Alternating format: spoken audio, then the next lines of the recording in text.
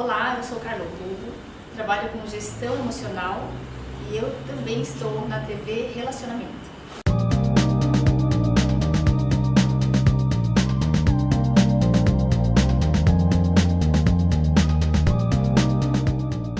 Olá, internautas, iniciamos mais um programa Você é Top.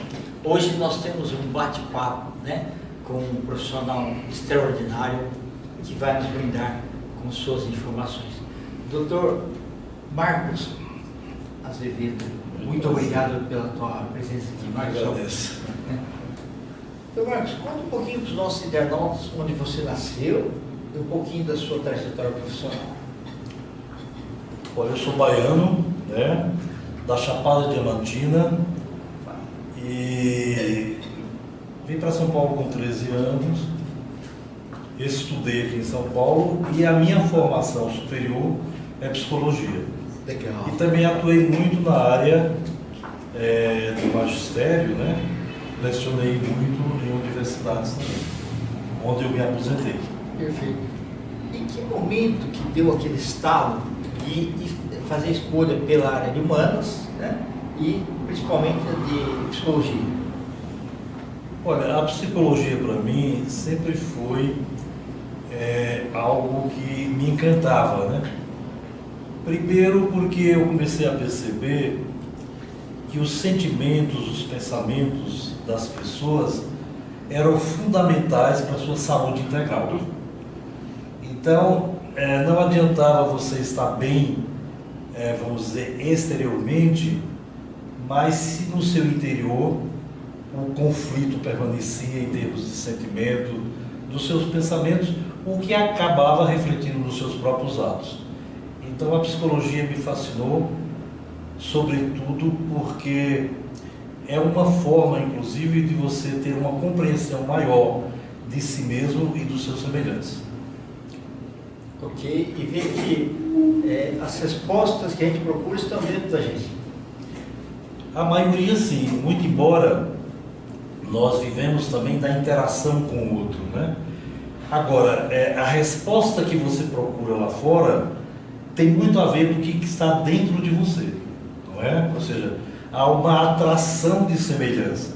Sim. Então, se você está muito infeliz, com muito conflito, e você não tenta resolver esse conflito, o mundo exterior vai refletir tudo isso, não é? Então, as coisas se complementam. É claro que o auxílio, a ajuda exterior, também auxilia você modificar o interior. Ou seja, tudo é uma troca, Agora, o importante é você saber que trocas que você quer fazer na vida. Exato. Então, aí a parte das escolhas... Das escolhas. Tem que ser muito importante. Que é o livre-arbítrio de cada um. Sim, exato. Então, Marcos, e quando que você teve, assim, vontade de começar a lecionar? Olha, a vivência como professor, para mim, sempre foi um desafio, mas um prazer. Porque acho que a melhor maneira de você aprender é ensinando. Sim. Não é? Então, eu sempre tive uma relação muito boa com os alunos, porque sempre me coloquei também como um aprendiz. Não é? Sim, ou seja, essa interação aluno-professor, eu acho que quando ela é estabelecida com muita confiança, com muito respeito, com muita dedicação, ela tende a trazer um bem-estar muito grande, tanto para o professor quanto para o aluno. É aquela relação ganha-ganha. Eu acho muito importante, você falou, que assim, quando o professor acha que é o dono da verdade, as coisas não fluem direito, Sim, porque ninguém é, Exatamente. Que legal. Nós somos, na realidade, alunos permanentes, porque Sim. mesmo o professor para dar uma aula, ele precisa pesquisar. E às vezes até uma pergunta do aluno na sala de aula, isso não quer dizer que você deva saber tudo sobre a matéria, não é? Às vezes aquele aluno te ensina também você aprofundar naquilo que você está ensinando. É verdade, porque ele pode contar uma experiência que aconteceu com ele, E aquilo é a prática, da vivência. enriquece, né? Enriquece tudo, sem dúvida. E quando que deu aquele estalo lá que você falou, agora eu preciso guardar, tirar um pouco as coisas daqui da cabeça aqui e começar a colocar no papel e produzir um livro? Olha, na realidade, o livro, ele foi consequência de um trabalho que nós criamos e que inauguramos na periferia da Zona Sul de São Paulo, no dia 27 de agosto de 1988. Então tem 36 anos. Então, nos reunimos um grupo de amigos, né? E criamos uma instituição beneficente, sem fins lucrativos, para atender crianças e jovens carentes com deficiência intelectual. Esse trabalho, ele tem uma conotação, eu gosto de falar isso porque isso é uma verdade, né? Foi orientado pelo grande médium Chico Xavier, que é um grande espírito dos baluartes aí do século XX, um homem notável. Então nós começamos a trabalhar na periferia. Então essa vivência com mães, com crianças, com jovens deficientes intelectuais e a maioria muito carente, me trouxe uma reflexão maior a respeito da vida daquelas pessoas, né? Havia ali muitas necessidades e dificuldades, sobretudo da mãe que gesta um filho excepcional e que de repente não sabe lidar com aquela criança. Então, atender aquelas necessidades e dificuldades, não só da criança, como dos pais também, foi amadurecendo em mim a necessidade de criar talvez uma literatura e um trabalho também voltado para uma maternidade mais consciente e paternidade mais consciente. Perfeito. E mais humanizado também, né? Isso. Essa humanização, ela, muito bem lembrado, ela vem muito assim, porque todos nós somos aprendizes. Então, normalmente, se coloca muito nas costas da mulher todo esse peso da maternidade. É como se o instinto materno resolvesse todas as questões. Mas a gente sabe que a mulher, quando ela gesta, e o homem também, quando se candidata à paternidade, ele também é portador de muitos medos, de muitos conflitos, de muitas dúvidas, né? Que não são sanadas, que não são resolvidas, que não são, vamos dizer, ouvidas. E isso acaba também influenciando na relação mãe e filho a partir do momento que a criança nasce. Já começa na vida intrauterina, ou seja, uma mãe que é bem acolhida, que é bem orientada durante a gestação, ela tem a melhor condição de interagir com o seu filho em vivência intrauterina de uma forma mais equilibrada, de uma forma mais feliz, mais saudável. Muito importante. Os outros profissionais envolvidos, todos eram psicólogos ou não? Você tem pessoas de outras áreas de conhecimento? Nós tínhamos uma equipe multidisciplinar, né? Isso é muito bom. Nós tínhamos pedagogo, nós tínhamos assistente social, educador físico. Eu faço a parte de psicologia, pela minha formação, não é? E fonoaudiólogos. Nós trabalhávamos muito com essa equipe no sentido de ouvir e observar a dificuldade dos alunos e procurar alternativas melhores para poder beneficiá-lo. E é bom quando é um olhar multidisciplinar, que tem um ganha-ganha muito mais, né? Ganha, porque nenhuma disciplina é absoluta, né? Ou seja, essa interdisciplinaridade, ou seja, você se complementar também com a outra disciplina, aumenta e aprofunda o seu olhar da sua própria disciplina. Por exemplo, se o psicólogo troca um pouco com o fonoaudiólogo sobre as dificuldades, por exemplo, na linguagem, ele vai entender também que aquela criança pode apresentar no seu desenvolvimento alguns comportamentos arredios em função da própria fala.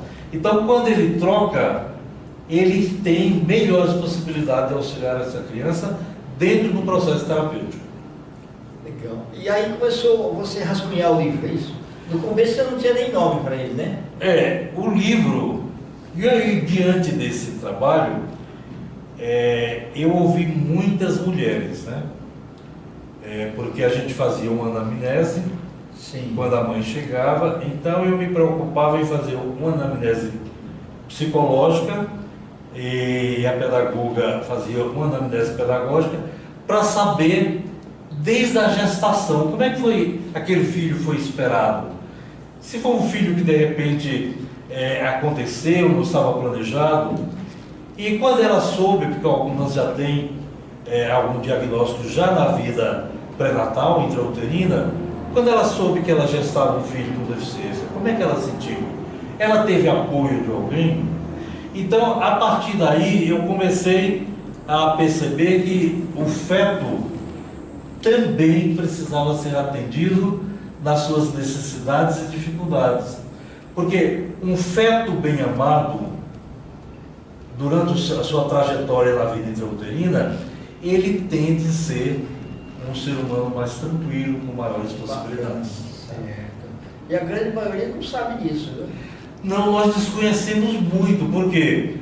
Porque até então, isso começou mais de 3 décadas para cá, o feto era tido como alguém que comia, bebia e dormia, e depois de 9 meses aparecia como gente. Exatamente. Mas hoje a ciência tem vários, vamos dizer, cientistas, né, no mundo, na área da psicanálise, na área médica, já sabendo que o feto disponibiliza de recursos, vamos dizer, comportamentais valiosos, que aos 5 meses de idade ele já ouve.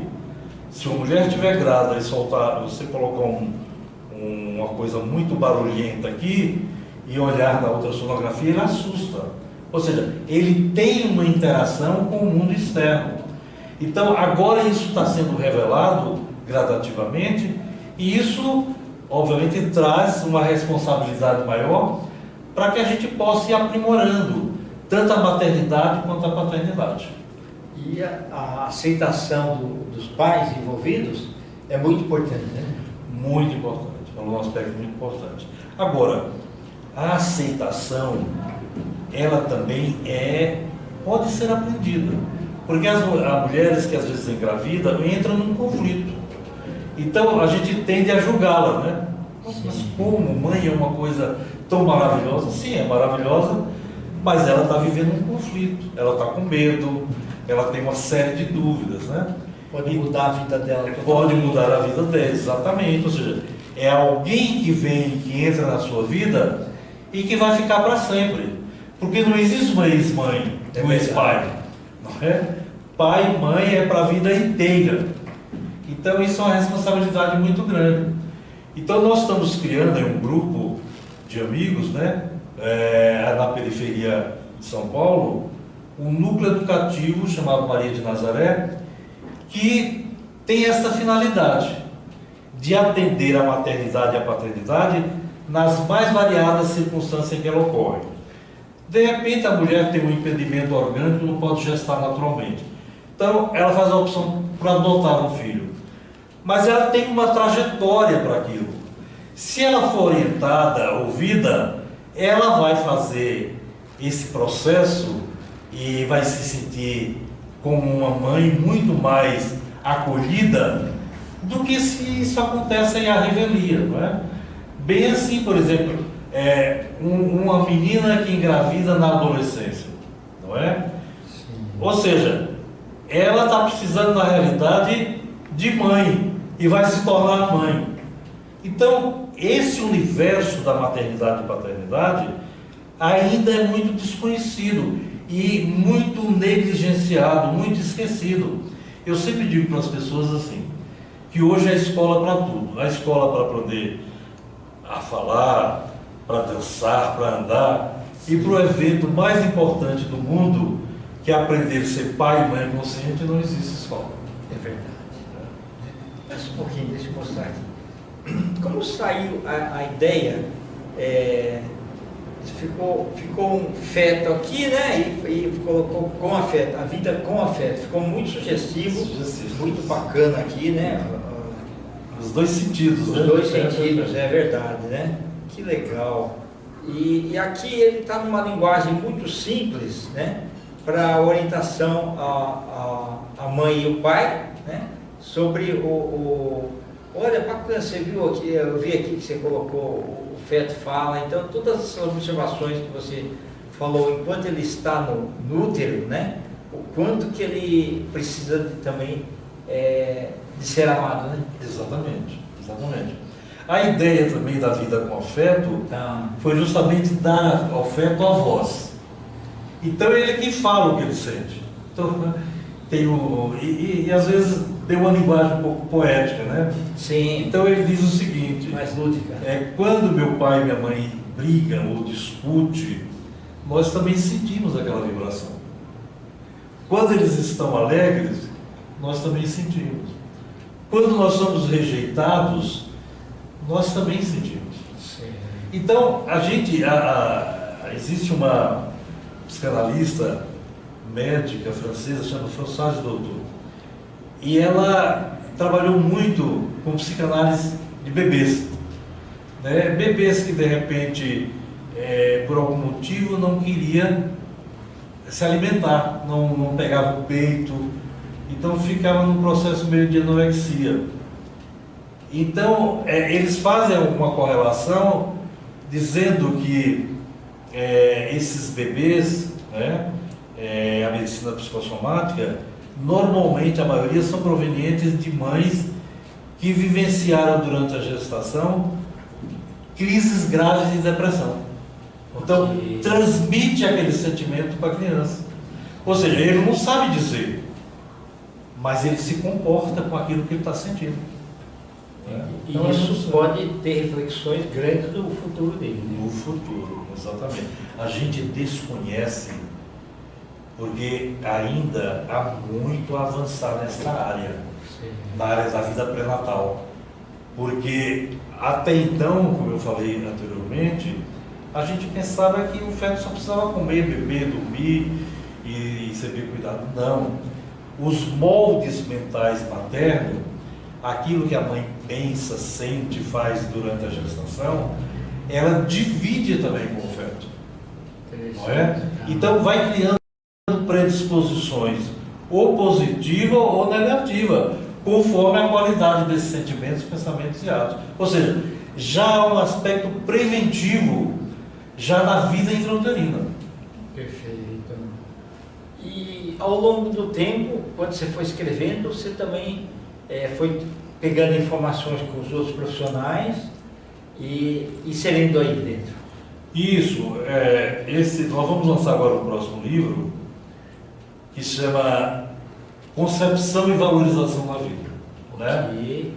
Então, claro, nós criamos uma literatura, uma literatura muito fácil, porque a literatura científica, ela tem um rigor científico. Sim. Agora, quando você passa algumas coisas do universo científico para o mundo, vamos dizer, mais não científico, né, das pessoas comuns, você precisa adaptar um pouco essa linguagem. Mas é muito importante fazer toda essa adaptação, porque todo mundo, independente de ser intelectual, rico, pobre, todos vão se tornar pais e mães. Então todos precisam saber dessas informações. Então a minha intenção, quando eu conto um caso, não em relação ao feto, por exemplo, a mãe que de repente pensou em abortar um filho, não é? E às vezes isso até na minha prática clínica, né? Eu já atendi alguns casos assim. Depois ela se sente um pouco culpada. Puxa, às vezes eu me sinto culpada. Será que esse filho guarda alguma mágoa? Enfim, todas essas questões levantadas, elas são importantes para que a gente comece a fazer prevenção e não achar que a ter um filho é simplesmente produto de uma relação sexual. A relação sexual oferece o quê? O óvulo e o espermatozoide no encontro para ocorrer a fecundação. Mas o desenvolvimento desse filho, ele tem uma interação muito profunda com, sobretudo, a mente materna. Sim. né? Agora alguém diz assim, e a mente dos pais? A mente dos pais é decodificada pela mãe. Se é um pai muito presente, muito amoroso durante a gestação, a mãe passa esse sentimento para o filho. Se é um cara extremamente negligente, grosseiro, ele também vai passar. É verdade. Né? Então, é um aspecto preventivo que, ao meu ver, é um dos mais importantes do mundo, e nós ainda estamos caminhando muito lentamente, mas graças a Deus já começamos a caminhar. Perfeito. Então, Marcos, como que as pessoas quiserem adquirir o livro, onde que elas conseguem? Olha, este livro, nós fizemos uma edição independente. Eles não estão na livraria. Normalmente, quando eu vou a congressos, palestras, eu levo uma quantidade e acabo vendendo, né? Tá. Então, durante um tempo aí, a pandemia, nós ficamos com muitas dificuldades, e agora que nós estamos reativando os trabalhos. Então, pode ligar, inclusive, para o telefone 5526-3360, não é? E nós vamos escrever aqui também. 11, né? 11. E também, se as pessoas desejarem comprar o livro, eu posso posteriormente deixar em lugares mais específicos, por exemplo, né? Não sei o que você sugeria. Ok. E quero que você volte outras vezes aí, tá? Né? Com prazer, muito Você prazer. tem algum Instagram seu, alguma coisa que você quer deixar aqui? Eu tenho Instagram. Escreve aqui, ó. Não, fica tranquilo, a gente escreve aqui. Posso pegar? Não, a gente escreve aqui, pode deixar.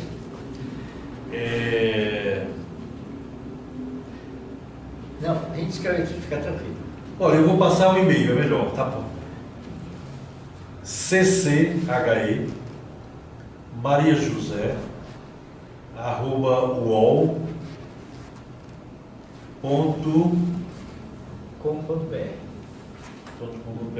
Perfeito.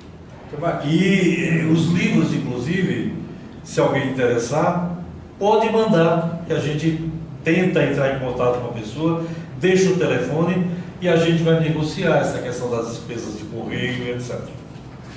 Gratidão. Muito obrigado e volte sempre. Tá? Muito obrigado. Gratidão Muito para a Cristina Leal, que acabou trazendo você aqui. Tá bom? Cris é uma também das nossas grandes auxiliares desse trabalho. Que bacana. Internautas, com os agradecimentos então a esse fantástico doutor Marcos Azevedo, nós finalizamos mais um Você é Top. Um grande abraço e até a próxima.